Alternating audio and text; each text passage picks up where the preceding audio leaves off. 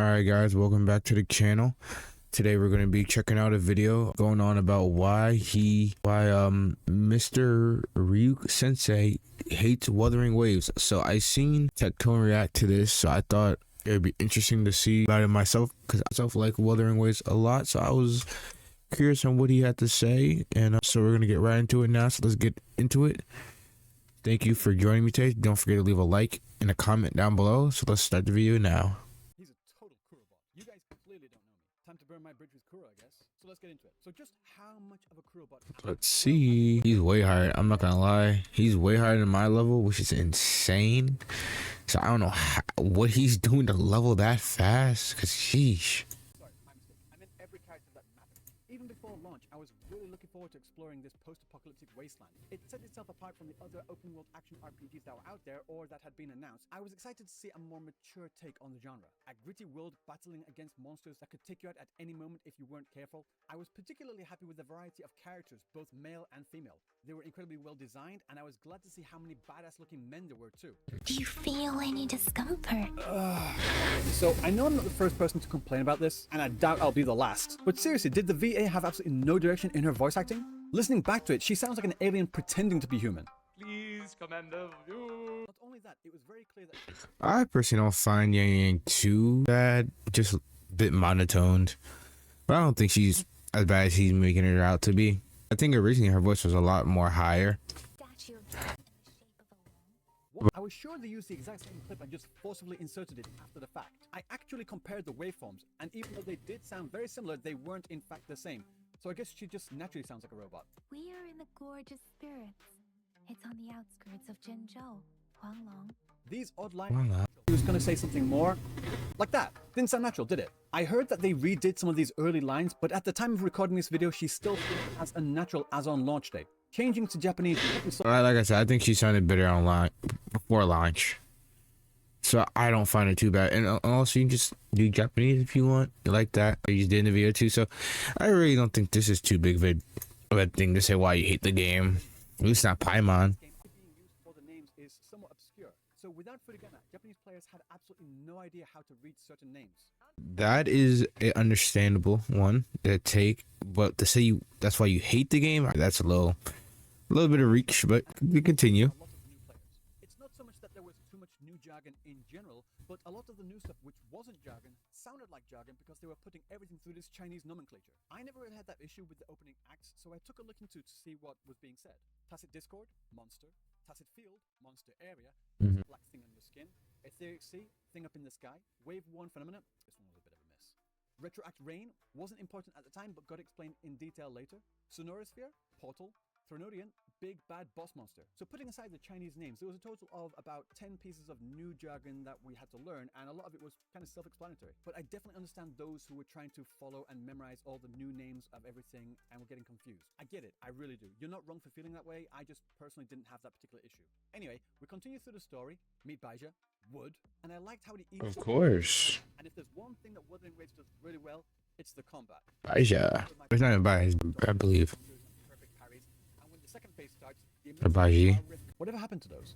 We never do this ever again when fighting Crownless or any boss monsters. It would have been really cool to have a particular finishing move for each boss depending on if certain conditions were met. I'm sure it would have been difficult to animate finishers for each character, but honestly, I would have been fine if it was just for the MC alone. A little something to make them special. They are the MC after all. Then we continue on to what I think is the weakest part of 1.0, the fucking treasure hunt. So we meet Sanhua, and she gives us some items from Jinshi, a sugar pearl. Mommy Sanhua. I sped through this, so I didn't really... This quest is okay. But after this, most quests aren't really like this. What was the point of that? We were told to go out and find what the meaning behind these items is, but in the end, we weren't even the ones to find out most of the information. The sugar pearl, Baija finds out off screen. Sundial, Mortifi fixes it, and Yang just tell us. 3 out of 4 things were done for us, and the 4th thing was just for us to the harbor to be told that they get imported. Apparently that was supposed to tell us how the people of Jinchou lived or something. And at the end of it all, when we asked to find out what the point of it all was, Jinshi says, An emergency forced me to leave, and I only had the time to prepare some tokens for you. translation, I don't even have time to explain why I don't have time to. if you had the time to get all these very specific answers to give to Rover, but she didn't have the time to write a damn fucking sticky note? Come on, you just don't get it. She had to do that to test Rover. It was for Rover to discover things about himself while looking into those things. Yet we learned those things from books and people, not from those items themselves, did we? Sorry, but no. In the end, it was basically, you've forgotten everything, so go to the library and study up, scrub. I'll say this though, even though the actual stuff being said was kind of stupid at times, I really enjoyed listening to the story play out. There weren't many weird dead spaces between dialogues. There was a good amount of changes in camera angles, camera movement, as well as the movement and facial expressions on the characters themselves that sounded like real people actually interacting with each other, in Japanese anyway. Sorry, I'm sure she's a lovely woman and all, but can you replace her with someone that doesn't sound like she's just recently had a lobotomy? The only thing I wish I could do... Chill. I love Ginchi. I like her voice actor. I don't agree with this. Even then, like I said, I don't even think this is relates to have it as one of his points for why he doesn't like the game. But continuing on though. On that point, stop giving us choices that aren't choices. Jesus Christ. Unless it actually has some degree of effect on how the conversation plays out, literally nobody liked this shit. I agree. I like to see how my choices affect the story. That's one of the reasons why I really like playing Baldur's Gate 3. And I started playing those kinds of games before, and now I'm playing them a lot more now. So I definitely see the point on this. So I think this is his first valid points on why he could see why he doesn't like the game. I do see what he's saying on this. It feels like I'm watching a long YouTube video and I get a message asking if I'm still watching. I'm trying to watch a 10-hour loop of the Burners dance here. Do you mind? Actually, no. Now that I think about it, it's even worse than that. It feels like when someone asks your opinion on what they should do, you give your opinion and they just completely ignore you. I guess I'll just go fuck myself then. This isn't a Wuthering Waves only problem either. It's something that I have always and will always rage against whenever I see it, in every game I play. Please, for the love of God, just stop it. These useless dialogue options were especially annoying later on when we meet up with Jian. He brings us into the war room to talk about strategies, or rather he just asks us what we think the strategy should be. But if we don't pick the right one, the game's... So with this particular quest, I definitely agree. I feel like they could have made that whole scene, maybe like if they didn't even want to make a whole battle, maybe they could have made a mini game where you set up units and you got set them up on tiles and do some kind of warfare, and then you progress to a certain point to where then you fight the actual boss, which would be the Threnodian. So I think something like that would have been cool. I don't know. I understand what he said. This quest particular was one of the biggest reasons for this argument here. So this was a good point. Why were we being asked to decide the strategy in the first place? You're the general here, Jian. But anyway, putting that aside, they should just get rid of these dialogue options entirely. Oh wait, no. Actually, better yet, have them actually make a difference. Imagine if we were actually able to decide which forces went where. This could have been a great chance to keep the game easy for the casual players, but make it more difficult for the ones who want a challenge. Each dialogue option could have a little note next to it saying simple, moderate, and tricky, for the player to understand what they were choosing. And after that, the route, monsters, and difficulty changes depending on that choice. Why couldn't we have done that? We're ending at the same place anyway. This was one of the main criticisms from CBT to official release, wasn't it? The casuals wanted things to be easier and simpler, and the hardcore players wanted things to be more difficult and complex. Why not turn something that everybody hates into something that everybody loves? Make these the points in the story where the player can choose what level of difficulty they want to try. So a casual player can stick with easy mode or try the intermediate or hard levels every now and then, and the hardcore players could get the difficulty they want, but make it easier if they're not in the mood that day or something. I don't know. Personally, I like it just being a thing in the game, just natural. So if you wanted to augment that kind of thing, I feel like it would be okay for boss fights or something like that, maybe. Like overworld stuff you have to preload in. Actual world itself, I don't know about that. Certain sections have detours for the players to choose their level of difficulty. Sure, everyone winds up at the same place in the end, so it doesn't really change anything as a whole, but allowing players to choose their own experience at least lets us feel like we're making a difference. Doing something like this could satisfy players of all difficulties, easily. After deciding the battle plans, we meet up with the other characters to storm into battle. Farina, there's us, the rover. Tauchi, we just met her. Yang Yang, Ling Yang is in the corner there. Who the fuck is this dude? Yuan Wu, the guy who looks like the last boss of both Discord mods and John Woo. But we have never seen this guy in the story or even in the side stories like Ling Yang. Why the hell is he showing up for this Avengers Assemble moment? I feel bad for the voice actor. He gets one line and then never used again.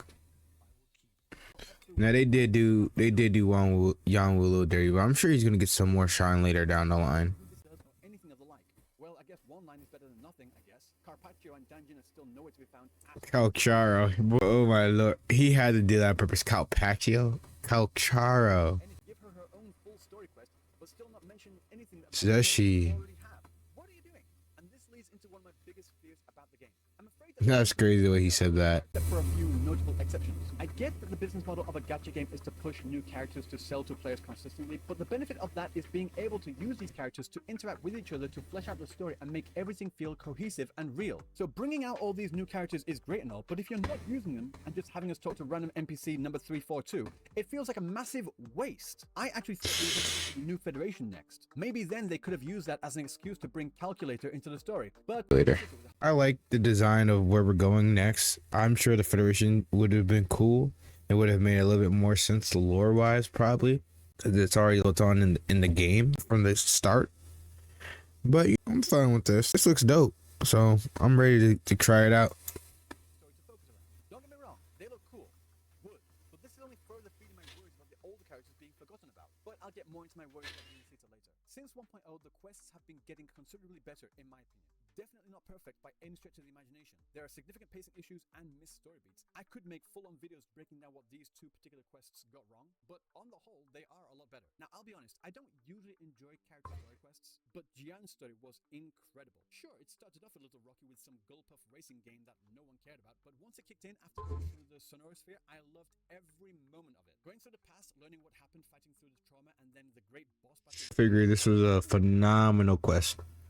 I hope we see his friend in the future as a banner character, because he's one of the few male characters in these kinds of games that I will actually pull for. Final cinematic, absolute cinema.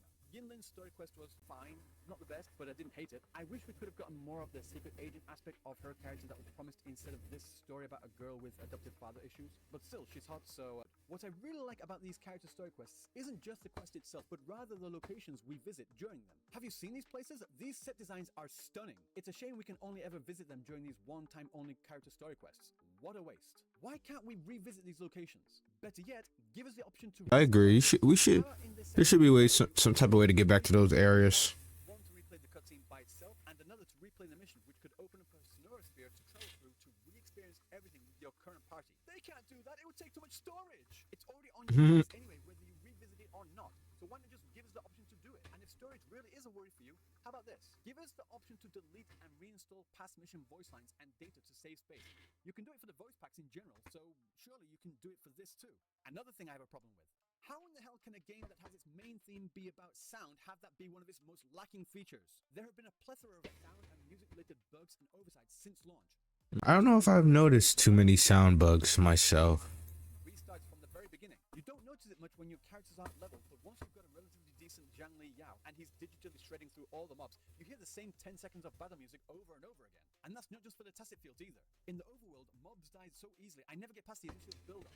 Damn, I'm 90. I can't even get that. I don't get no XP anymore like that in the game. Not good it is. All How does he level up like that? battle music. It takes far too long to get to the good part, and by then everything is already dead anyway. The battle music for the bosses are pretty good though, for the most part. But I have a quick question. Why did you nerf your already great songs from CBT? For example, the Impermanence Heron had one of the best boss battle tracks in the game, and I was really looking forward to experiencing it for myself. How shocked was I to find out that not only did they change it from the Heron to one of the worst overall bosses in the game, but not only that, they completely nerfed the song. What do you mean nerf the song? How do you do that? Here, listen to this. The one that we have now just feels incomplete. Oh no, I kind of like the newer one a little bit more. So I don't know if I really agree on this point, but we'll continue on though. I like the song. I think both are fine. A piece of the puzzle, like peanut butter without jelly, yin without yang, KFC without gravy. What do you mean they don't have gravy in Japan? I'm British. I need my chicken covered in brown, salty slop. Goddammit! Wait, what was I saying? Oh, the song we have now is a massive downgrade compared to the version that we already had. So I am quite literally saying The first draft was better. I know what happened though. I got feedback saying that players wanted the combat effects to sound punchier, and they did in fact do that. But the problem was that they could only improve it so much. So what they also did was bring down the impact of a lot of the music to make that difference more distinct. And this all connects back with what I was saying earlier about the other characters and locations not being used. Kuro, you spend all that time designing these great characters, great locations, and great music, but do absolutely nothing with them. From a business Beautiful animation. you're wasting resources right now.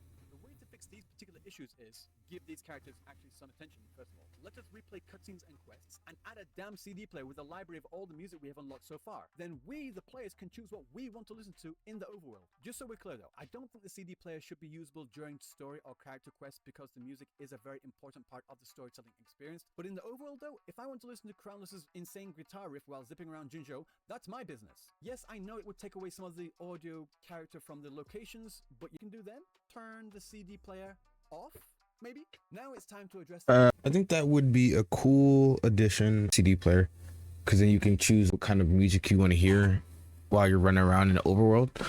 So I don't think that would be a bad idea to add in.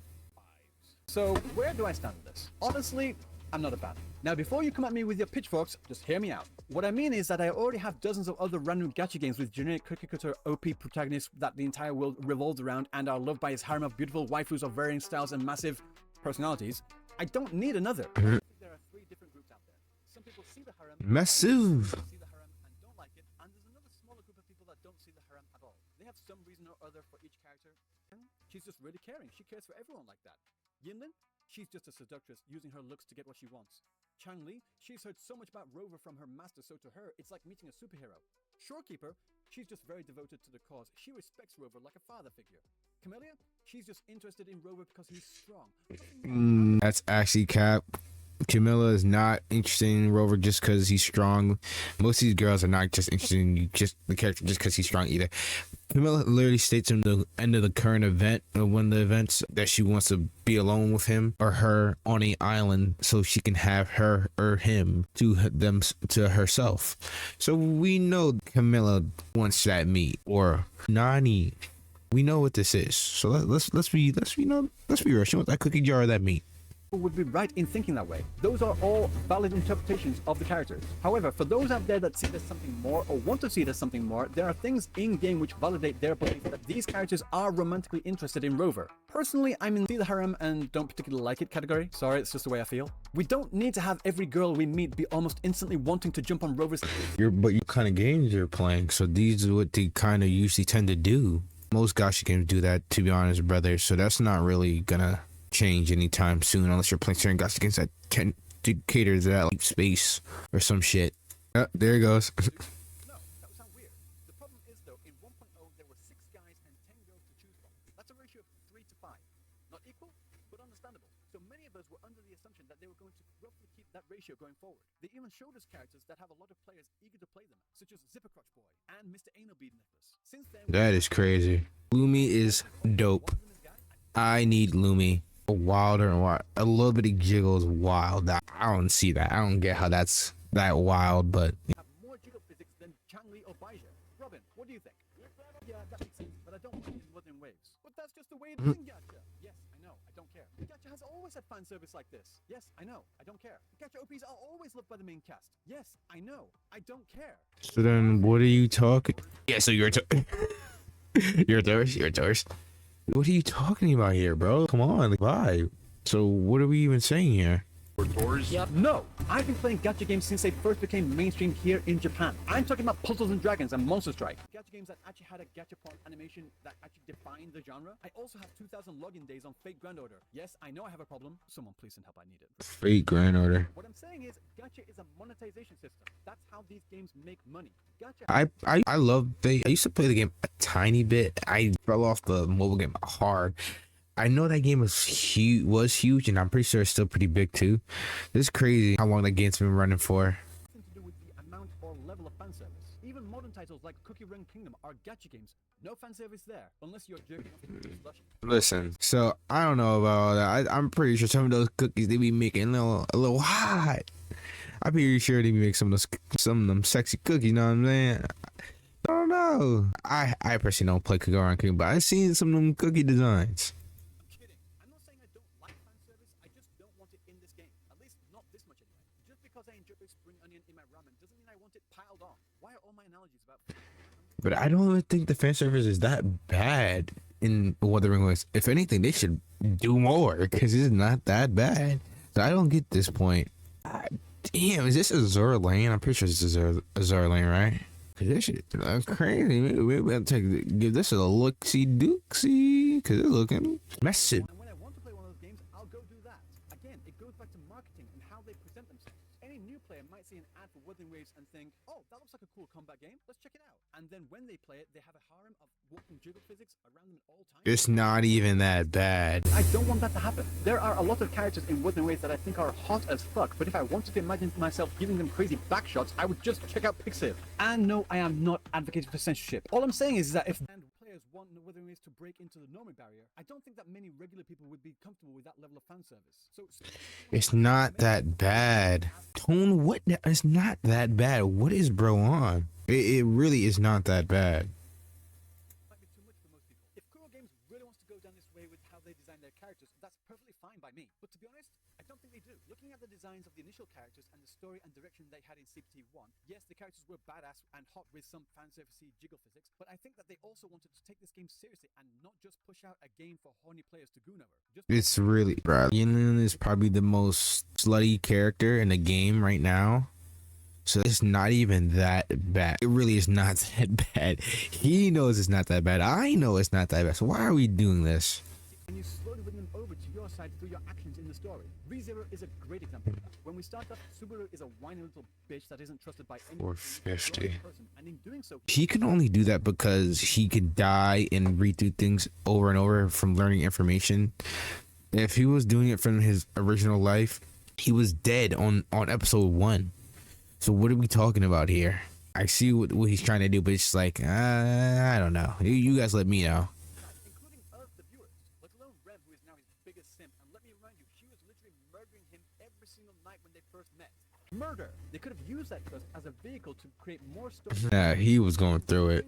I took 100 Bangbu coins. More alive and real. But no, we went from this to this instead.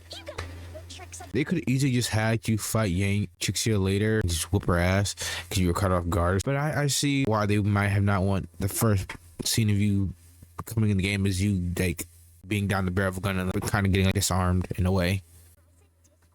I heard the reason for this was because the scene community didn't like seeing their OP self-insert being disrespected. Is it true? Don't know. Don't care. My issue is actually with the gacha community and what they've been telling Kuro Games. Mixed messages. You can't say that you want Wuthering Waves to be the Genshin killer by breaking the normie barrier while also continuously asking for things that would turn off that normie base. Of course, there's the niche crowd that don't want any filthy normies to come in and take their precious waifus. Something get filtered. But I have high hopes that this game would be the first game that breaks the mold and becomes the first gacha to actually take itself seriously. I think it's taking this up pretty seriously still. With Steven Spielberg saying it's deserved the nomination for Best Picture. Until then, comic book movies were ridiculed as a genre with flop after flop at the box office. Sure, there was a hit every now and then, but they were very much comic book movies. Because at the end of the day, it is an adaptation of a comic book character that looks kinda goofy when you boil it down. Come on guys, underwear over tights? How is that not goofy? There's a reason that they haven't had that in the live action adaptation since Adam West. And the one time they did have it, it looked goofy as shit. Sorry Batman, I love you. But my point is that The Dark Knight is not just a great comic book adaptation of a beloved character, but also stands on its own as a fantastic crime thriller as well. And that's what I want from Wuthering Waves too. I don't want... And I still think it is. I really don't think... I think he's really harping on this point a little bit long. It really is not that bad. You're showing one of the biggest fan service games out there, Nikke. Maybe if you want to talk about game, talk about Nikke. If you want to talk about fan service, because the fan service in this game is not that bad. Because if anything, they should do more. I need me a bathing suit, swimsuit Jinshi Wen. wanted to deliver on its promises of a gritty post-apocalypse. I don't just want to be told that things were bad before. I want to feel the desperation and destruction. I want to feel the lament and watch hot, badass anime women and men while doing it. This is what we were promised Wuthering Waves would be. But instead we get this? Come on, Louie's dope. Louie's fire. Not all dark, all gloomy all the time. I get the point that you can't feel the lows without experiencing the highs, but my point is I don't think we've really experienced the lows yet. I think just by looking at the current map, you can see what I'm talking about. I took the map and divided it along the borders for each region. I then got how many pixels each area has and then calculated how much as a percentage those regions are of the map in total. These numbers aren't completely perfect as there are some areas underground, etc., but I think they're a decent representation. Currently, we have two distinct regions which really lean into the cataclysmic post-apocalyptic vibes we were promised. Northfall Barrens and the port city of Guizhou. But in total, they add up to just less less than 30% of the explorable area as a whole. And this area is supposed to be the frontier standing guard against the looming tacit discord crisis. Jinzhou is also the most recently established city too, so we can reasonably assume that all the other areas in this world are bigger, more fortified, and therefore even more peaceful than this, right? Just our first glimpse at Rinascita, and it already has everyone calling it Fontaine. It's bright, vibrant, colorful, peaceful, and even has tacit discords that don't seem to be a threat. If I wanted to Interesting. if I did want to play Genshin, I'd go play Genshin. I agree with that statement. I do not want to play Genshin. At least until maybe if it ever gets better. I get the argument of experiencing lows to really further appreciate the highs, but personally I think it's just a little too early for Rinascita. We really should have gone to the new Federation first. Calculia is waiting for us after all, but I don't know. We'll just have to find out what He said Calculia. Did he say that to troll Calculia? Nah, he's definitely trolling with that. Calcharo. He has to be trolling. Let me see that. really should have gone to the new Federation first. He's waiting for his story quest after all, but I don't. 3, 2, 1. I don't care about that dude. Zani, fire, hot, possibly pull. She's fun, and then depending on how hot she is in game. Phoebe, I don't know. Depending on how fun she is, she's not that hot to me. But if she's fun, maybe. Carlotta, number 1 pull. I see her gameplay, fire, and then she uses a rifle. That is mommy. I need me Carlotta. And then Rockala, she looks cute. I'll pull. I might pull her too. I think it's Rocky. I know they got feedback in the CBD to make the world more bright and vibrant. I get that. But I didn't want them to make it any less destroyed. I want to see more ruined cityscapes, more destroyed villages, more visual storytelling to show us a world destroyed by these cataclysmic events and make them visually amazing at the same time. It has been done before, but right now it's just a bunch of open fields and clear mountains, which would be fine if they had more things to do out there, but after you've collected all the supply chests and title heritages, there's not much else left. And even when there is stuff to do, it's really difficult to find. Just look at this area. Can you see the challenge point? It's right there. That's a great idea, because I'm already getting to the point where I'm running out in some of the areas in the overworld.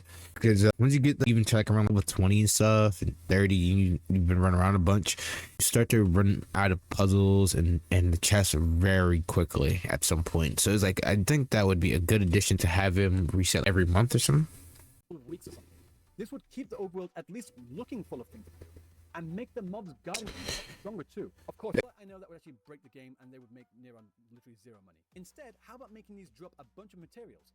Bell poppies, lantern berries, whispering cores, exile rings, etc. Like a smaller version of the new feature in Elusive Realm. And like I said, make the mobs harder. How about you make all the enemies of these newly reset title heritages also all be elite enemies? I think that would be a really cool idea, because right now everything dies within the first couple of seconds anyway. Actually make us work for those rewards, to make us feel like we're in a cutthroat post-apocalypse. Because right now the only thing we have to remind us that we're in some kind of apocalypse are the tacit discords walking around. On that note, it's all well and good giving us 15 different ways to get echoes, but they're practically useless if I can't level them. Several times already I've maxed out capacity in my inventory for these things because I have literally hundreds. I'm just sitting on Smog thinking, nah, I can't get rid of this one. It's got the right main stat. It might give me god rolls. You don't know. No, I definitely can't get rid of that one. I have so many in my inventory, I actually think, fuck it, let's just scrap them all. But if I did that and tried to scrap even all 2,000 echoes in my inbox, I would get a grand total of jack fucking shit.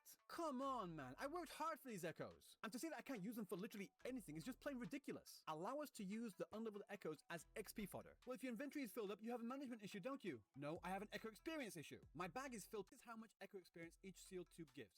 This is how much experience is needed to max a gold echo to level 25. This is how many sealed tubes. I will say I do agree on this. I wish there was a way to get like more tubes. Tube grind is painful. That's one of the reasons why I'm not that higher in level right now on the game. Of each pack, you need to do that. On your average run of the test field at Soul Phase 8, you get a total of 4 advanced seal tubes and 3 premium seal tubes, as well as about 5 new echoes. So the total experience gained per run is 23,000. If you use all of your wave plates doing nothing but tacit fields, you get a total of 92,000. 92,000 is a lot less than 142,600, isn't it? The cost per wave plate is 383.3, so you would need a total of 372 wave plates to max one singular echo. With RNG being a bigger bitch than my 3rd grade math teacher, I could get no usable echoes, or all 5 could be worth saving to try and roll on. But the fact of the matter is, when you're not even earning enough experience in the tacit field to level even 1 echo, that's not nearly enough. Yep, that I'm not gonna. It's one of his very valid points in the entire video. This is what this video should have been really about. Yes, I hate echo farming for tubes. It's ridiculous. Please fix that, Crow Games. with the perfect substats so I can min-max it as well. No, that's not what I'm saying. I just want enough Echo experience so I can level one Echo with somewhat decent substats. That's why so many people are constantly in dungeons in games like WoW, Path of Exile, etc. to get drops with better stats. If anything, the absolute futility of RNG in combination with how difficult it is to level Echoes up. Players who just lack the insane level of grind for such little reward anymore. And no, these kinds of artifacts $$5. Puzzle and Dragons, Fate Grand Order, Nikkei, Arknights, Path to Nowhere, even Kuro's very own Punishing Grey Raven. Can I try Punishing Grey Raven? I never gave the game a chance. Let me know if you guys think I should play it. I'll make a video on it. All of these games do not have this system. But that would break the game. You could farm infinitely. RNG is still a thing. Even if I infinitely roll an Echo, I could still get dog shit stats every time. And I need to get 5 of these just for one set for one character. And there are 25 characters right now. And some characters benefit from different sets with different subsets, let alone all the new characters, new Echo sets to come in the future. No, sorry, that just doesn't hold water for me as a significant argument in any game. I hate the RNG system, but whatever. Just let me use these Echoes for XP. They're absolutely useless right now. They're not useless. You can backmerge them for more Echoes. Are you not listening to me? I don't need more fucking Echoes. I need the experience to level them, goddammit. Tacit fields cost too much. Don't drop enough experience. And oh look, more Echoes I can't level. Christ. Now, this is criticism not for the game itself, but more for... I do wish I could maybe use unlevel Echoes to level up my Echoes and whatnot. But I understand why they said no, because you could infinitely get Echoes pretty much. Kuro, what the hell are you doing? You started your very first special broadcast with typos. You misspelled headphones as headphones. How do you even do that? Just writing this script, I had to force my spell check to type it wrong because it kept fixing it for me. Seriously, just put it into a Google 7. Some of these typos were... Yeah, so far I'm pretty sure a lot of this video is just a lot of nitpicky stuff and yap. Most of his solid points are at the end of the video. I agree with about like 2 to 3 of his points towards the end. Everything else is just filler. Too severe, right? For everyone in EM, no, just more to be eating fudge, I guess. But for us in Japan, we had an absolute fiasco. TLDR is, the description was wrong on what the weapon does, so many people who spent money to pull for it felt ripped off. The backlash was so bad, it almost killed Wuthering Waves over here in Japan. And here's what happened. The translation for this weapon was wrong. JP got angry. They said they'd refund everyone for the pulls. JP was happy. They leaked the email addresses of everyone who applied for the refund. JP got angry again. They then gave 10,000 yen as compensation. JP was happy. They then didn't refund the pulls and said, go talk to a credit card company. JP got angry. Again, all in the space of just a few days. Did they? I don't recall that happening that way. You guys let me know. I'm not sure. I thought they resolved that. I felt like, anyway, my point is that drive away many new interested players who now might not even give it another shot for years to come. But having said all this, does that mean I hate Wuthering Waves? No, I never said it was a perfect game, but there's a lot of stuff I don't like. I think the length of this video is enough evidence. I don't know. I agree with. I think the length of the video proves that you just stretched it out for the length, because most of the video is just nitpick stuff. Combat just looked great. The story isn't the strongest. Ask for those characters to get toned down. Gas. That's Genshin, brother. That's gas. That's actual gas. The next Yang Yang is crazy. Say. Their own. So yeah, that was an interesting video, guys. He had some interesting tanks from Ryuji. Let me know what you guys know down below. Like I said, I don't really agree with most of his takes in the video. I will say I do respect them, and I think they are interesting for the most part. Most of his good ones came towards the end. But let me know what you guys thought about his video and my reaction. Don't forget to leave, like I said before, and a comment. I'll see you next time in the next video. Peace. Have a good one.